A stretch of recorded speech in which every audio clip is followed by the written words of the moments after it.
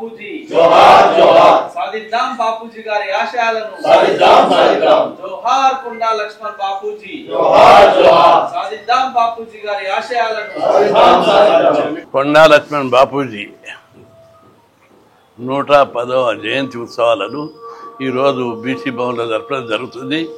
బాపూజీ జీవితాంతం బలహీన వర్గాల, ప్రత్యేకంగా బీసీ ఎస్సీ ఎస్టీల ప్రత్యేక ప్రాంతీయ అసమానతలు, సామాజిక అసమానతలను తొలగించడానికి కృషి చేసిన గొప్ప ఉద్యమ నాయకుడు, గొప్ప యోధుడు. ధైర్యానికి, సాహసానికి, పౌరుషానికి ఆయన మారు పేరు. జీవితాంతం ఎక్కడ కూడా రాజీ పడకుండా ప్రత్యేక తెలంగాణ వచ్చే వరకు నేను పదవులు చేపట్టనని అన్న వ్యక్తి.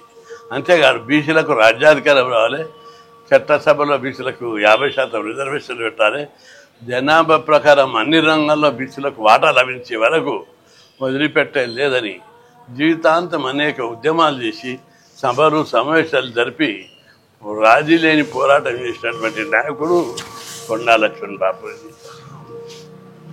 అట్లాంటి మహానుభావుని యొక్క విగ్రహం ఈరోజు ఎల్బీనగర్లో పెడుతున్నారు. ఆయన ఘనమైన నివాళిని రాష్ట్ర ప్రజలందరూ కూడా ప్రతి ప్రాంతంలో సమర్పిస్తున్నారు. తెలంగాణనే కాదు, ఆంధ్రలో కూడా ఆయన ఘన నివాళులు ఇస్తున్నారు. ఆయనకు జీవితాంతం పోరాడిన ఆయనకు రాష్ట్ర ప్రభుత్వంగా కేంద్ర ప్రభుత్వం భారతరత్న ఇవ్వాలని చెప్పి డిమాండ్ చేస్తున్నారు. ఆచార్య కొండా లక్ష్మణ్ బాపూజీ 110వ జయంతి కార్యక్రమాన్ని జాతీయ బీసీ సంక్షేమ సంఘం ఆర్ కృష్ణ గారి ఆధ్వర్యంలో ఈరోజు ఇక్కడ ఘనంగా నిర్వహించడం జరిగింది. ఆచార్య కొండా లక్ష్మణ్ బాపూజీ 3 తరాల ఉద్యమ నాయకుడు.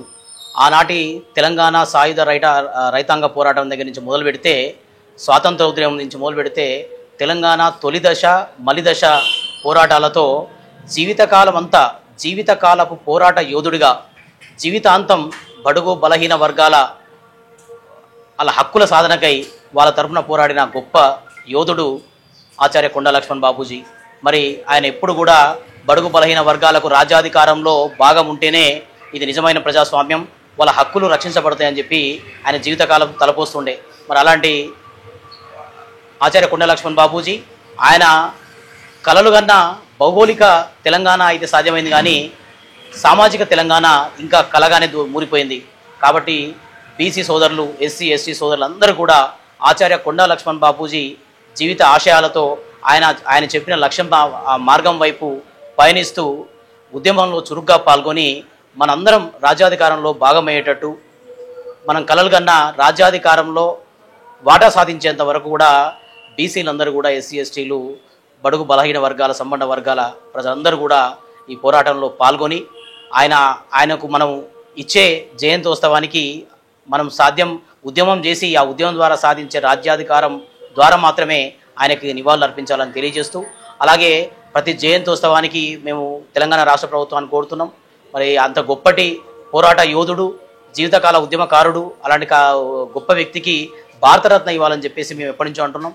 మరి దానికి తెలంగాణ అసెంబ్లీలో తీర్మానం చేసి కేంద్ర ప్రభుత్వానికి పంపించాలని, అలాగే ఆచార్య కొండా లక్ష్మణ్ బాపూజీ జీవిత పాఠాలను ఒక ప్రత్యేక పాఠ్యాంశాలుగా విద్యార్థులకు బోధించాలని చెప్పేసి తెలియజేస్తున్నాం. ఈరోజు కొండా లక్ష్మణ్ బాపూజీ గారి 110వ జయంతి సందర్భంగా మన తెలంగాణలో ఉన్న బడుగు బలహీన వర్గాల కోసం నిర్విరామంగా ఎక్కడో ఆదిలాబాద్ జిల్లా వాంకిడి గ్రామంలో పుట్టి హైదరాబాదులో నిజాం పైనే ఆనాటి కాలంలోనే నిజాం మీద బాంబు దాడి చేసి మన తెగువని, మన బడుగు బలహీన వర్గాల హక్కుల కోసం, మన రాజ్యాధికారం కోసం ఖచ్చితంగా మనము ఈ ప్రజాస్వామ్యంలో మనం భాగస్వాములు కావాలి, మన హక్కుల్ని మనం సాధించుకోవాలి, మన విద్య ద్వారానే మనం మన హక్కుల్ని సాధించుకుంటామని చెప్పేసి కొండా లక్ష్మణ్ బాపూజీ గారు 3 తరాలకు ఆదర్శంగా నిలిచి గల్లీ నుంచి ఢిల్లీ వరకు తను బతికున్న టైంలో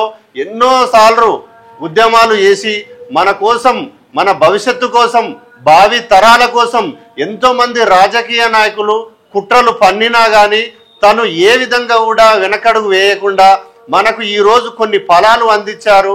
కాబట్టి ఆయనకు మనం ఇదే ఘనమైన నివాళి అర్పిస్తూ మన రాష్ట్రంలో కానీ మన దేశంలో ఎంతో మందికి ఇప్పటి వరకు భారతరత్న ఇచ్చారు. కాబట్టి మన తెలంగాణ నుంచి ఇప్పుడు ప్రస్తుతం మన కొండా లక్ష్మణ్ బాపూజీ గారి కూడా భారతరత్న ఇవ్వాలని చెప్పేసి మరొక్కసారి నేను తెలియజేస్తున్నా. జై తెలంగాణ.